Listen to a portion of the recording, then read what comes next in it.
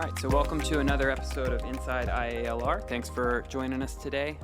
I like this show. We get to talk about lots of different kinds of programs and lots of different initiatives across industries, and just to see the impact that we're working with so many different partners to make. So today we're here to talk about the GO TEC program, which again, we love our acronyms. So that stands for Great Opportunities in Technology and Engineering Careers. I'm here with Angela Rigney, the director of GO TEC, and Julie Brown, who's our vice president of Advanced Learning. So thank you both for being here. I appreciate it. Thank you for having us. So yeah, let's start from the beginning.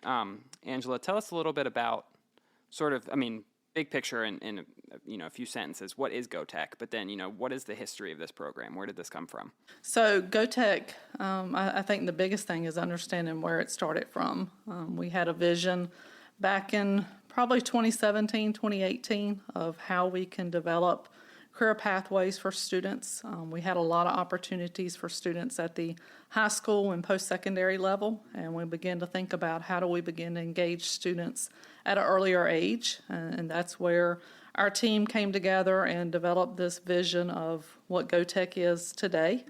How do you begin to get students engaged at that middle school level and give them opportunities and exposure to careers and skills in industry sectors that are relevant in our regions and across the state to draw business and industry partners to the region. So you said that those conversations were starting to happen in 2017, 2018. And then when did GO TEC, as we know it, officially start? GO TEC started in 3 pilot middle schools during the 2018-2019 school year.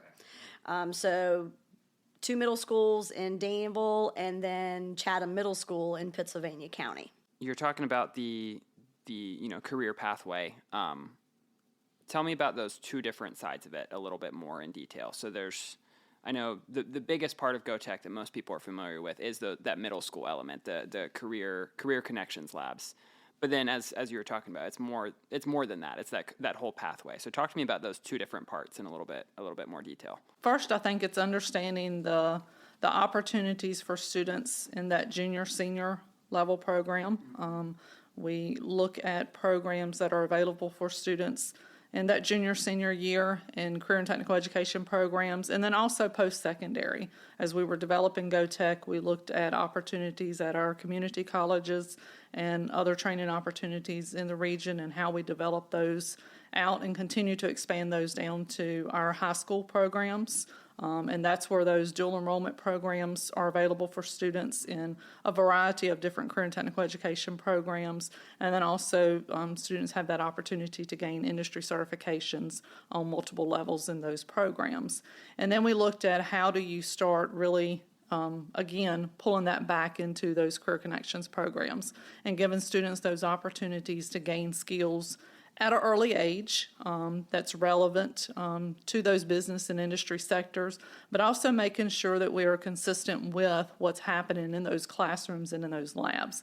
The language, the technology, the resources, the equipment, it's relevant as they transition from that middle school all the way through to that post-secondary into industry, into that workforce, and students gain that knowledge and they are aware and they understand those skills as they transition through the programs. And I know, I've being here as long as I have, which is not that long yet, but I know that there's a lot of emphasis placed on even the brands of equipment that are in these GO TEC labs, that the same brands that would be in whatever industry they would go to work in is what's in the middle school labs.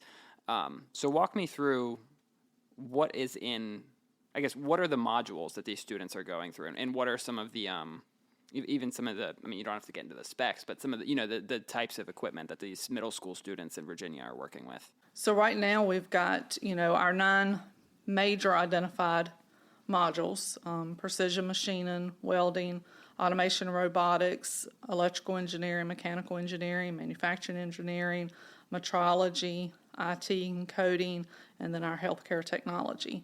And those are uniform across our programs with options of growing others as we continue to expand these programs. And it's important as we develop the content, the curriculum, identify equipment that we're having conversations with our advisory councils, committees, industry partners, other regional experts in these areas, and identifying equipment and technology that we can train our students on and make sure they're engaged. But it's also got to be equipment that's relevant in that industry today.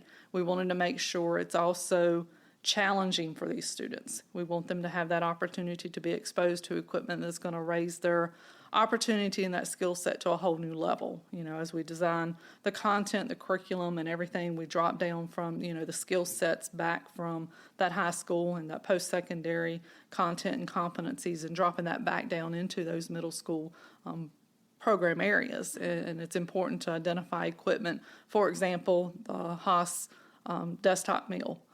That's one of the things that, you know, we worked with, and we continue to work with partners in industry and also manufacturers to develop equipment that is going to be beneficial to our program and what we need, the outcomes that we need for our students to gain as they go through the program. That desktop mill you're talking about was developed specifically for the GO TEC program, right? It was, as we continue to work and network with business and industry partners and regional partners across the region, but also the state and the nation. They saw that, you know, the program that we were identifying, there was nothing else across the country or even internationally that had a program vision like we did with GO TEC and identifying certain equipment and technology.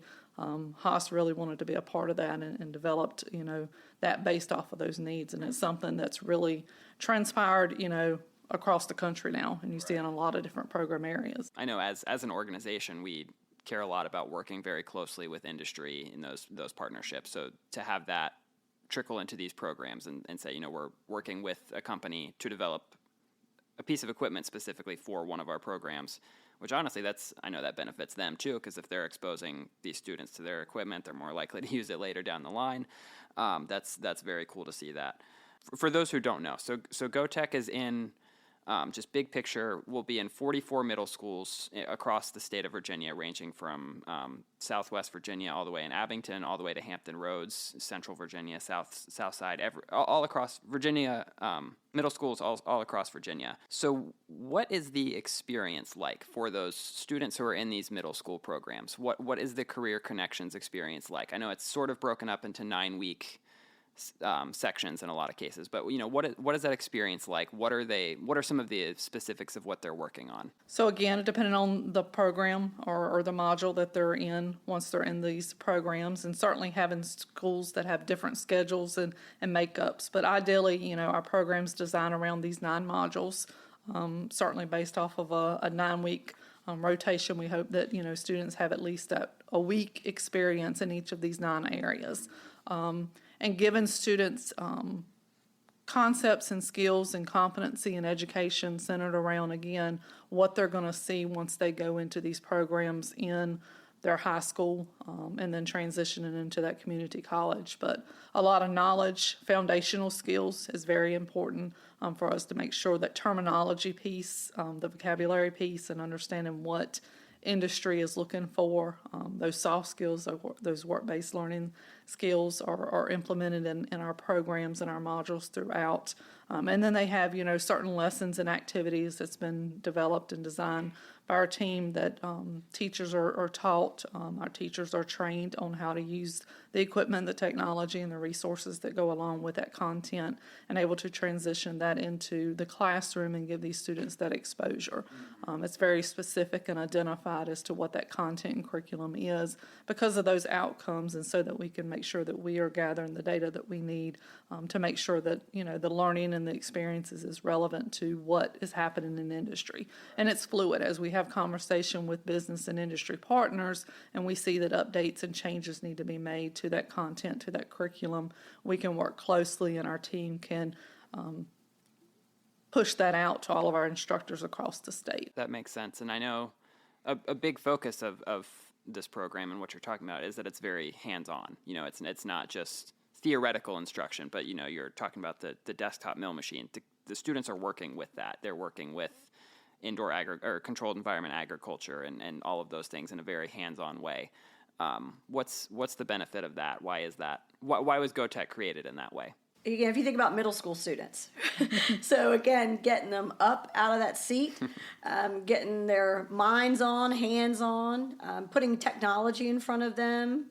Young people today, what are they? Digital natives. You know, they've grown up with technology. They want technology in their hands, and they want a technology-enabled experience.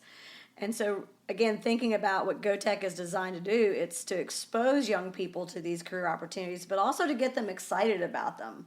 And technology, quite honestly, is a hook to do that. Mm-hmm. So, again, if you can imagine that welding classroom, right, it's, you know, having students that are working on a Lincoln welding simulator or Miller augmented reality simulations. They're out of their seat. They're learning that a coupon is not something you cash in to get a discount on something in welding. They know what MIG and TIG and stick welding. Again, I still don't know what those things are. Well, you need to come to a middle school classroom, Caleb, and you'll learn those things. So again, if you think about even just terminology that typically we weren't introducing students to until they were in their 11th grade. Now they're learning that when they're 11 years old. Mm-hmm. And what opportunities that affords us as a region as we're focused on advanced manufacturing broadly. And we know the integration of IT and coding and robotics and automation is critical. So again, helping students see the overlap that while we might be focused on the manufacturing sector, that's going to be driven by AI. It's driven by robotics and automation. These are high-tech jobs that are going to require students to be proficient in a lot of their STEM knowledge and skills. These jobs and opportunities look very different than they did 20, 30 years ago. No, I think I've been in those, a few of those middle school labs, and yeah, just seeing the excitement that the students have and seeing that it's not, you know, they're not sitting at their desk on a computer learning about it on a screen. They're actually doing it. Is really cool to see the excitement that they have. So I know, as you mentioned, you know, this program started 2018-2019 school year in 3 middle schools, and by this upcoming school year, we'll be in 44 middle schools. So how did we get from 3 to 44? What has that growth process been like, and how are we expanding this way? So the expansion really has happened, I would say, organically. It's been a little more intentional or focused in our immediate region. So there's a 15 locality footprint. We kind of refer to that as Go Virginia Region 3, where a majority of, that's where Go TEC really started and where we had the highest saturation uptake from middle schools and school divisions. The rest of it really has happened from word of mouth and people and divisions and economic development and local governments hearing about the program, and if that was from another superintendent or a conference, and coming to us and saying, we want this for our young people. And so then bringing them in, showing them what we were doing, and then thinking of a path forward. Remember, there's, 2020, right? So COVID, pandemic, so even though we've been up and running now for 5+ years, I would say take out about 3 years, and even during that pandemic, Go TEC expanded. Right. So we had to find alternate activities for students, things they could do virtually. It wasn't the same experience as what we want them to have with that hands-on technology-enabled experience. But really, it's just been divisions and regions contacting us, and that's where that growth happened. The first kind of out of our immediate region opportunity was in the Greater Hampton Roads region. We have some partnerships in that region due to the Manufacturing Advancement Division here, some of the efforts around the ATDM program here at the Institute, and so expanding Go TEC into those middle schools. The needs across Virginia, and I would dare say the nation, are the same. We've got to expose students to opportunity earlier. We've got to change the mindset of parents about some of these opportunities. And then we need to bring business and industry, bring their voice into the classroom. And Go TEC really is designed to do all 3 of those things and more.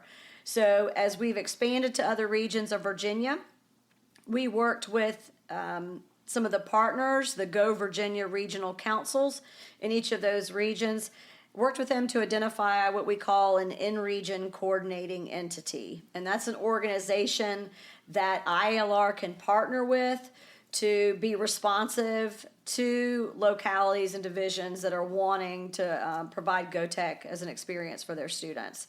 And so we've been able to find those partners in each of the regions across Virginia.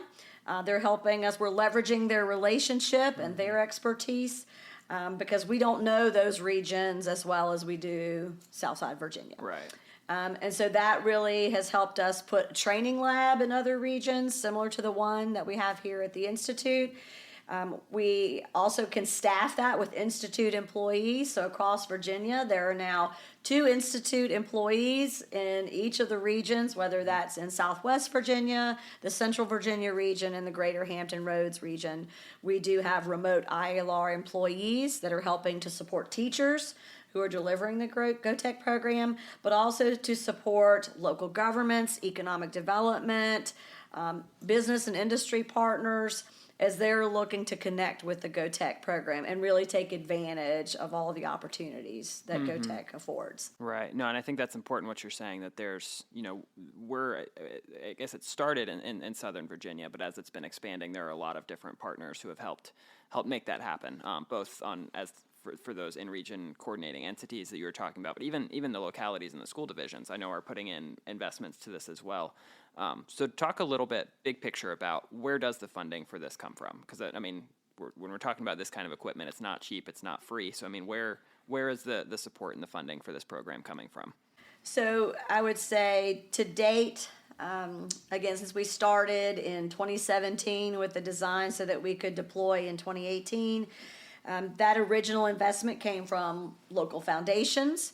It came from Go Virginia. I would say as an entity, Go Virginia has made the largest investment in Go TEC and helping us expand, and those classrooms are expensive. And Caleb, you're too young to remember this, but back in the day, in the early 80s, we had what was called industrial arts.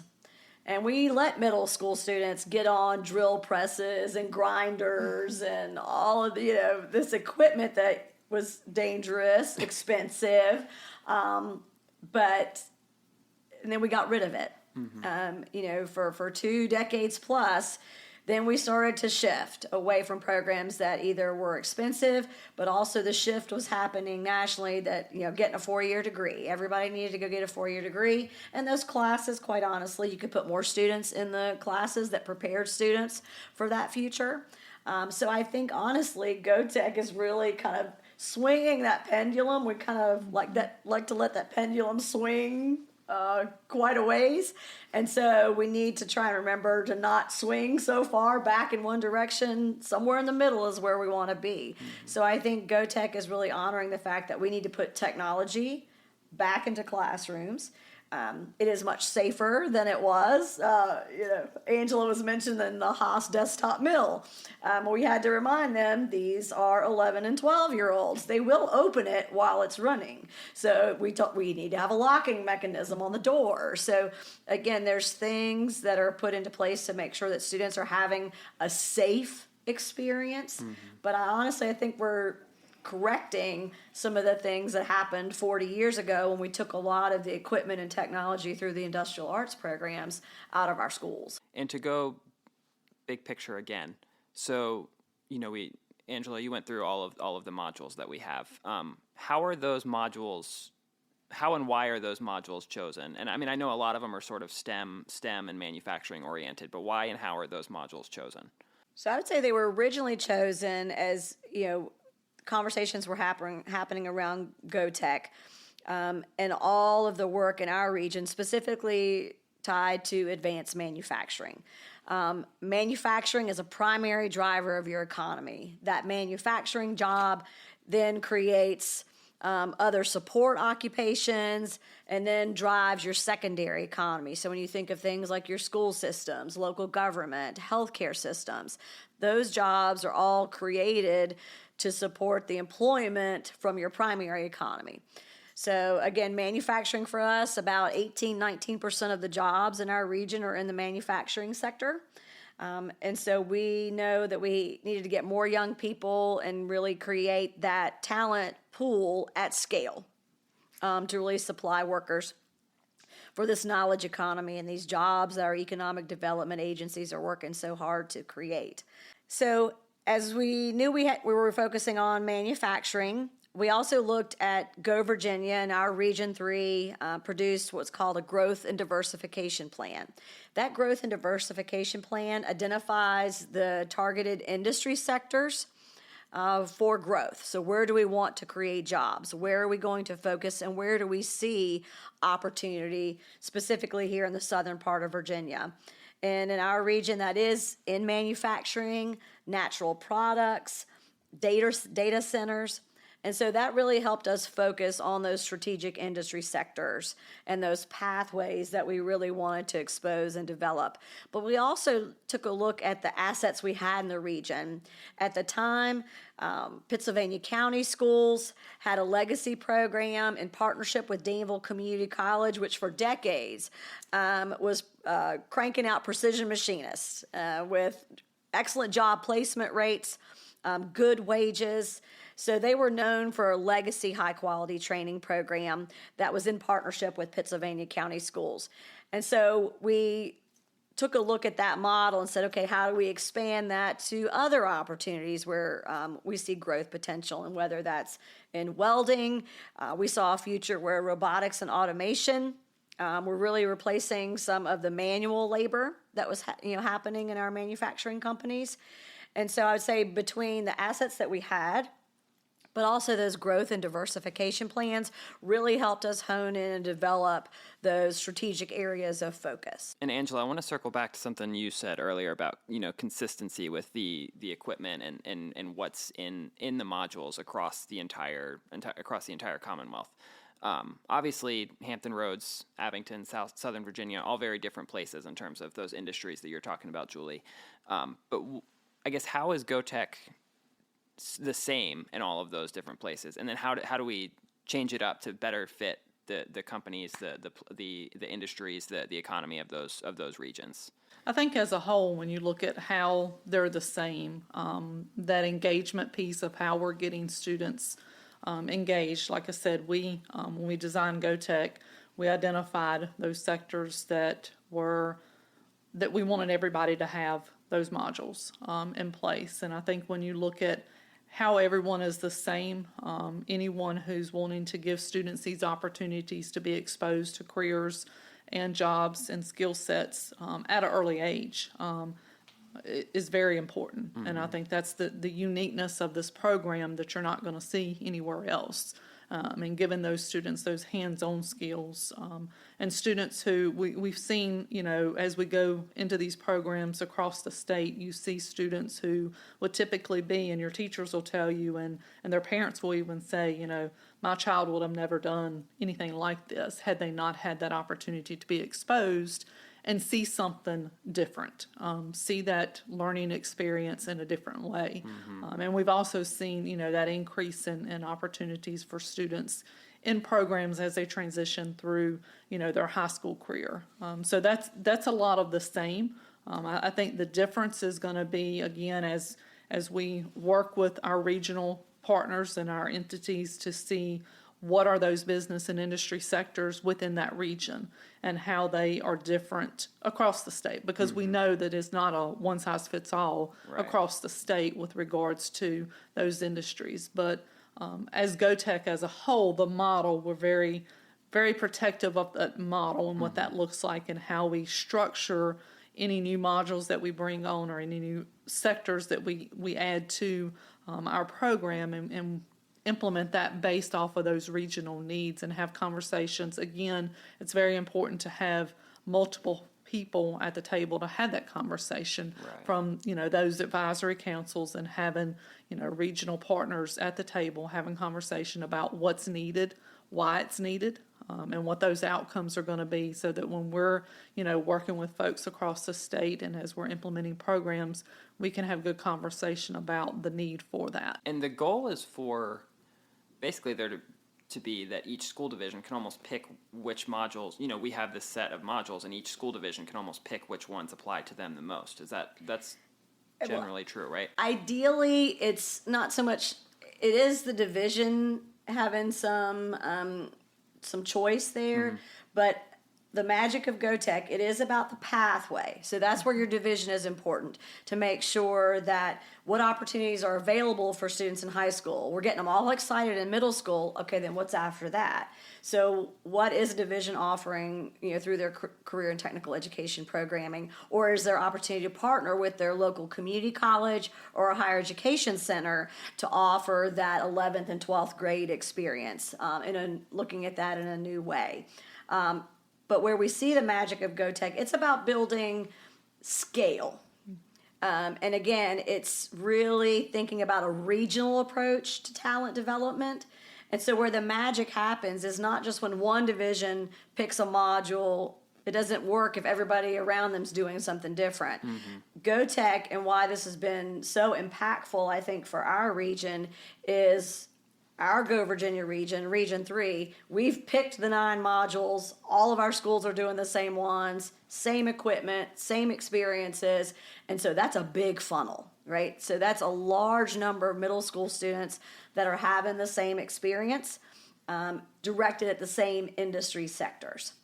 And so that's what we are working through our in-region coordinating entities and their Go Virginia regional councils to say where you get the magic from Go Tech is when everyone in your region agrees at some level. So whether that's 6 modules, which that's the floor, to put the Go Tech brand on your program or in your schools, there's 6 standard modules that are the starting place. Okay. That you have to do.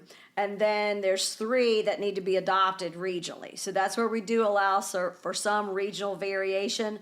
But the 3 that you choose are off of the Go Tech master menu. Right. So if you think of that menu visual, there's a menu and you have to pick off the menu. And the menu tells you which sides.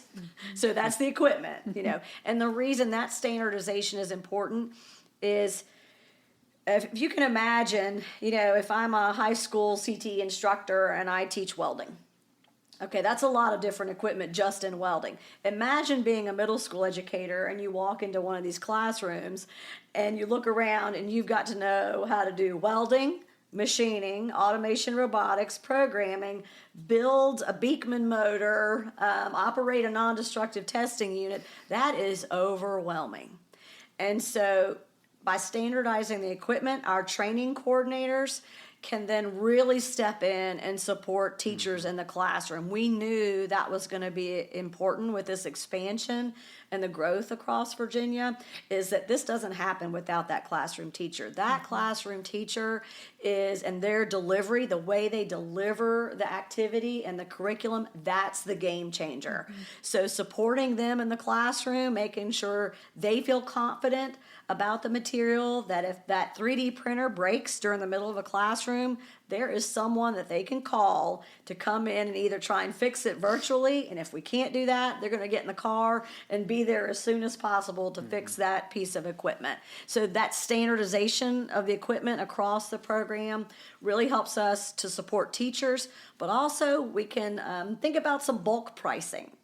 So then we can negotiate some price points that school divisions on their own may not get that, it's a game changer if you're ordering one of something, right, as opposed to if you need 44 of them.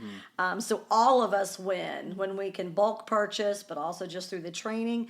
The other thing too with that standardization is it allows us to start thinking about how we integrate some of these durable skills, and whether you call them essential skills, soft skills, durable skills, those 5 C's that are important for students as they graduate, and that's creativity and communication and collaboration, being civic minded. That standardization of equipment, at some level, we can then maybe put students in teams, and they're on teams with students from other schools.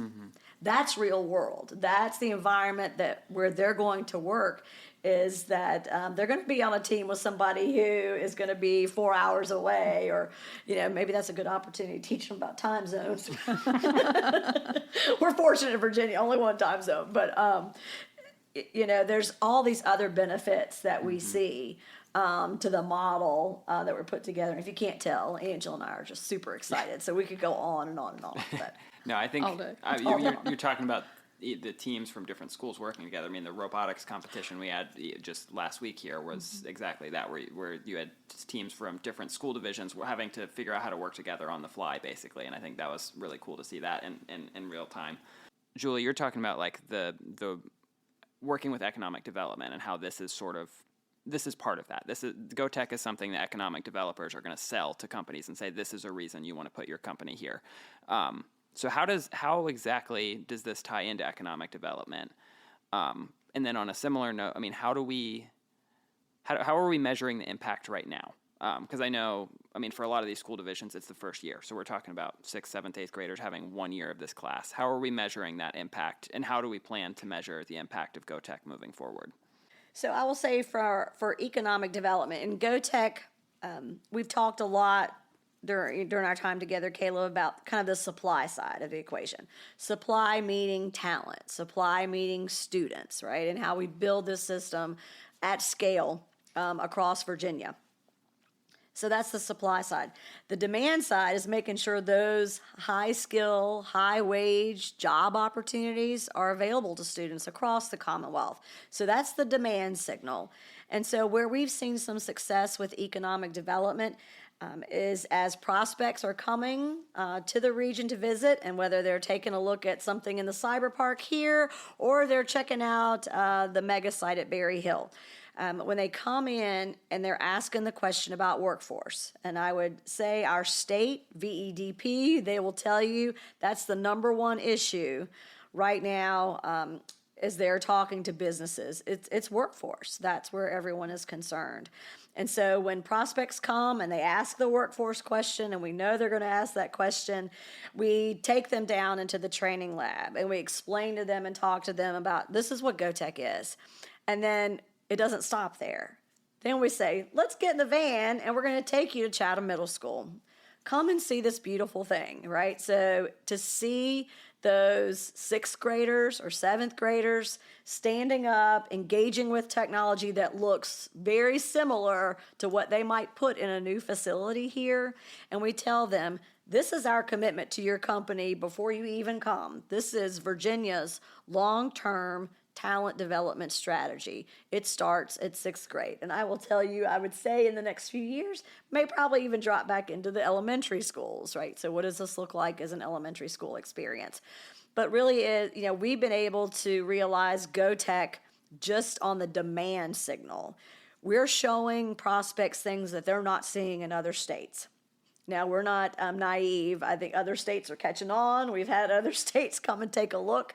It's probably just a matter of time before other states develop something that looks and feels very much like GO TEC does here in the Commonwealth of Virginia. But to see those employers visit the training lab, then go see one of our middle schools, then they go visit our career and technical education program, then they go visit our community college, and throughout that experience, they see that GO TEC brand. We're all on the same page with how we talk to prospective business and industry about the work that we're doing together. And that is powerful. And that gives companies that are looking at this region, they're thinking about making a long-term, multi-million-dollar investment in this region. And so for them to see the investment that we're making, and day one, they're going to be able to step in and take advantage and leverage these relationships. It's powerful. That's a game changer, and it does create jobs here in the Commonwealth of Virginia. Right. No, and that's really cool. I know I've heard some of the stories of companies coming in and seeing that firsthand of 6th, 7th, 8th graders and engaging with that technology that, as you said, would be the same as what's in their facility. Yeah. So what is, I guess the last question I have is, this upcoming school year, 44 school divisions. what's the future look like? Are we still growing? You just teased elementary school, so I mean you guys are, as you said, very excited, have lots of ideas. So what is the future of Go Tech? Where is this going? I'll let Angela, do you want to take that first? What's some of your thoughts on? I think, the future of Go Tech, it's certainly growing at a rapid pace. I think it's growing as we continue to get school divisions on board. At the middle school, it is very important, but it's also, I think, as we continue to partner with other entities at the Institute, as we work on funding and other support systems, business and industry. We've talked a lot about all of the different strategies that play a role in Go Tech, economic development as a whole. And when we're identifying that talent pipeline and what that looks like and those pathways and what they look like, it's important that we don't stop that work, that we continue to expand. And me being a very passionate career and technical education person and making sure that we give students these opportunities and clear opportunities and pathways, I think as we continue to develop and evolve, we're working on GAP programs in our 9th and 10th grade. We've developed a lot of programs at that junior, senior level, especially here in Region 3. And now we're working on those GAP programs in 9th and 10th. And how do we continue? Julie talked earlier about career and technical education for many years was kind of pushed to the side. People were not steered in that path of career and technical education. And I think across the country, you're seeing a huge shift. Career and technical education is coming back, and it's coming back in full force. But it's very important to have those pathways and those plans of success designed and very intentional. The sectors and the strategies that we've used through the Go Tech process have been very intentional. I tell people all the time, it's not just something that we picked out of the cap or straw. It's very intentional with how we develop these pathways and these plans and these competencies and the skills, the equipment, the technology, all of the resources that we put into this concept and this model is very strategic and very intentional. And I think that in itself, and also in working, we talked a little bit about the elementary piece. The earlier you can engage students, the better off you are. And we know data is showing, again, students that engagement piece, and they want to be in school if they have something that they're interested in. So I think continuing to evolve and expand our programs and our pathways are very important. So yeah, I think it's really cool to see the whole vision of this program to get students excited about these some career opportunities that are already here and some that are going to be here. I think that's just really, really cool to see that vision and how that started right here in Southern Virginia and Danville and Pittsylvania County schools, and now is across the state. And I would imagine is going to be in even more middle schools and upcoming school years. But are there any final thoughts that you all would want to share? Or any last things to say? Kudos to our K-12 partners. In an environment where there's a lot of accountability, SOL testing, our school divisions really stepped up to the plate to do something innovative for students and to think about opportunities to really address some of the challenges that they're hearing from employers, and to do that in real time. Again, the system that we've put together, it will enable us as technologies change. If you think about how quickly a new iPhone comes out, or again, AI, we've already seen that in the workplace. So again, for a middle school student, that is absolutely their future of work. So what Go Tech and the system that we've created and this network that we've created, it affords us an opportunity to be forward thinking, to say, okay, AI is already here. It's absolutely going to be the world of work for those students that are especially in middle school right now. How do we start talking to them about that? How do we engage them in some of these emerging technologies that we already see evidence that this is going to be part of their future. And we have a way now, I think, to get in front of that.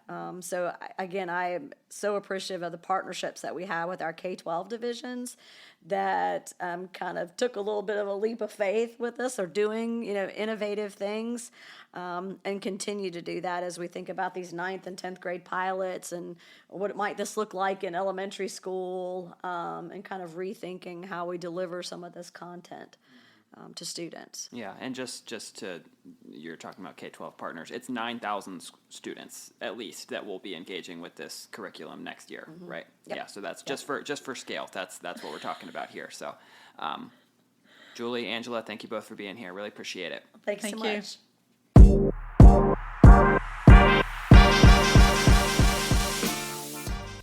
Megabytes, IALR's on-site cafe, features everyday favorites, convenient ordering options, and an eager staff ready to welcome and serve you.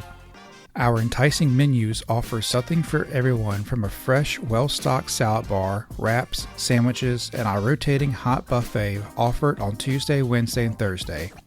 Megabytes is open Monday through Friday from 9:15 a.m. until 1:30 p.m. To view menus and for more information, visit ilr.org/megabytes.